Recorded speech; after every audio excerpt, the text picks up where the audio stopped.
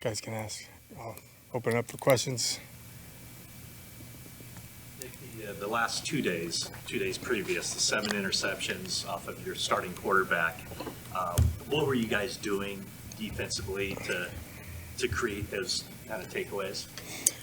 We always stress the ball. It's always everything. Like, that's hugely what it is. I mean, but as far as like scheme, we're just every day is just work hard, get better. I mean, that's really it. Taking it day by day. There's no outlandish scheme or anything like that. It's just being detailed in what we do, and that's playing hard, playing physical, violent, having that speed and communication that we have to have, and then it's just executing. But the main thing is our guys are just competing every day. Just work hard, get better. That's your focus every day. Then stuff like that works out, and you get the ball because you're executing, and you create some confusion up front, with guys in his face, and everything just rush and coverage ties together. So it's just about the work, and guys made plays. We got guys that are making plays, and that's important.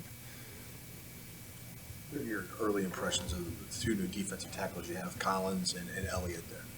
It's been great. I mean, the whole group's been really fun to work with and watch and see how they work. And, Elliott is so he's so powerful, and, he's got some movement too, but he's explosive. He's so big. He's a lot bigger than you think. You stand next to him, and he does have very powerful hands. And Malik is very dynamic. He moves really well, but he also has that power too. And you're seeing that from Hargrave and from Kevin and Kalia and really all those TY. I mean, just the whole group.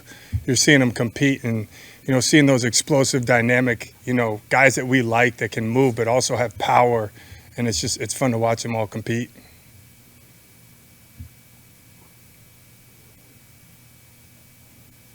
The new role in the hip drop tackle, have you guys had to coach guys up on that, or how do you approach that? Or is it? I've watched some stuff on it. I think we'll address it in the future, probably at some point.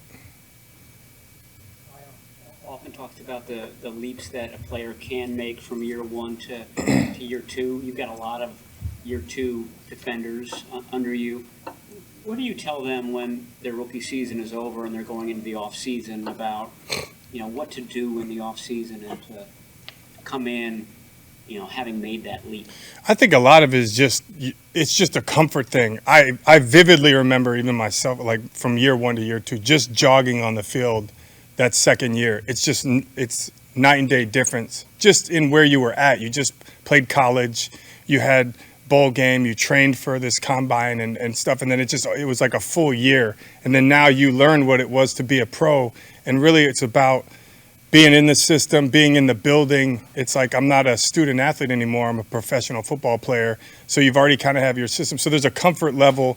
You've got plans in place. You've got people around you who you trust as far as teammates and coaches and staff. So I think it's it's a comfort level that they learn. And a lot of guys, it's, just being around, these veteran guys that can help them as well. But for us, it's about, okay, here's where you were. How good can you be? Because a lot of time you see them start to ascend during that first year anyway. So it's like, okay, let's see the jump. And you just challenge them. Like the 2 second-year linebackers, Graham and Winters, both had nice plays today. I mean, Have you seen that leap from both of them? Can you kind of talk about where each of them is? Absolutely. I mean, D. Winters plays fast. So and so does Jalen. The way to play fast is to know what you're doing and to feel comfortable in that, and then you're anticipating it. You got to learn a whole new system.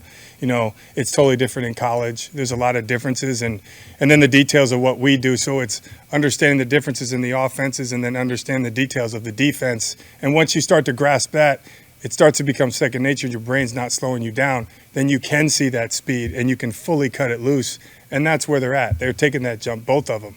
It's cool. A lot of the nickel stuff last year, so you work with Demo a lot. Fred Warner saying last year that the guys that can play in the same game outside and inside are really rare. Yeah. Are they, first of all, and what enables Demo to do that? It is hard. It's tough. It's rare it happens so fast inside, and then you have to have a different skill set in there as far as just the tackling and being able to, all right, we're playing this coverage, this zone coverage, or now I'm playing it inside. It's different. You have different run fits. You've got to get your run pass read, and then you've got to be able to man up outside where there's space, and that guy can work. So it is impressive that he can do it. Not a lot of guys can, especially in the game, but that's something we like our guys that have versatility. It teaches you a lot.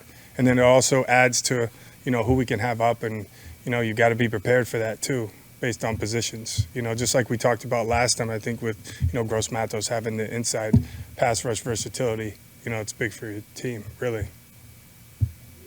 Talk about Renardo Green, at least giving a shot in the slot. How has he done with his opportunities there? I'm happy with the progress. I mean, he's picking it up quick. He's, again, same thing as Demo. We're working him inside and outside. We're doing that with a few guys. He's doing good, really good. Have you decided if Staley's going to be in the booth for games? Yeah, he's going to be upstairs. Yep. What's been the biggest challenge for you in this promotion of becoming the defensive coordinator, having that top spot? I think it's your day's different now. You have different responsibilities, so it's just, you know, planning that out, working through it, and just understanding that, all right, I'm in charge of my staff and the entire defense and what we want to look like. These are the changes I may want to do. This is how I want today to look, and these are how I want everyone to coach a position and, you know, do certain things. I'm the final say really on that, and, you know, it's just been fun. You know, once you get to the games, it's, you know, making the calls, but it's really the preparation. It's the preparation of the week and the off season and training camp that's been really, really fun. When you're making those calls and sending them into Fred, is there a certain dynamic of the relationship, you and Fred, kind of be on the same page so we can, I don't know, what's your relationship with Fred? Yeah, Fred, it's good. I mean, he's a great guy. He's really, really smart. He knows every part of this defense. He understands. So I do like to talk through what I'm thinking on certain things, and, you know, why we're doing something today and tomorrow. And so to keep developing the relationship and talking through that with him has been good.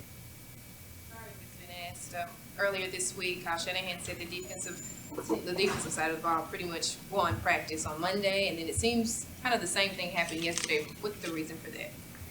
I don't know. I was talking about this with some of the coaches. I don't know if it's the standard of, and now my mindset always, I don't really think of it like that. I always feel like I see what we can be, so I don't feel like we're just winning the day, like you say. I expect to be like that. And we have a great offense, and I see the problems they give us too, and it makes us better. And I enjoy when they have something that gives us trouble, because it challenges us to think and to play better. And I just know where we can be, so it's, you know, win the day, whatever, did we get better? That's all I care about, really, that day. Like, did we work hard? Did we get better? Did we finish? Did we play with that speed, violence, and finish that?